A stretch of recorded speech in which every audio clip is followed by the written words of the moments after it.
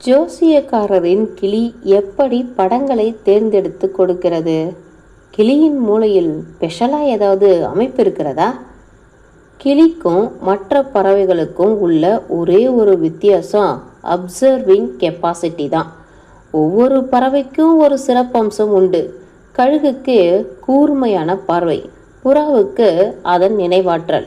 பழகிய புறாக்களை 500 கிலோமீட்டர் தள்ளி சென்று பறக்கவிட்டால் கூட களைப்பு இல்லாமல் பறந்து வந்து வளர்ந்த நபரின் தோள் மேல் வந்து உட்கார்ந்து கொள்ளும். அதேபோல் கிளிக்கு ஆழ்ந்து கவனிக்கும் திறமை அதிகம். இதன் காரணமாகவே அது மிமிக்ரி செய்கிறது. நாம் பேசியதை கவனித்து அதுவும் பேசுகிறது. இந்த திறமையை தான் மனிதன் பயன்படுத்தி கொள்கிறான்.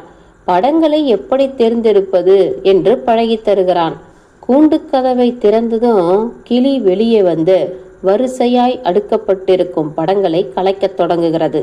ஜோதிடர் காட்டும் நெல்மணி சிக்னலை புரிந்து கொண்டு கலைப்பதை நிறுத்தி கொண்டு அடுத்த படத்தை எடுத்து நீட்டுகிறது.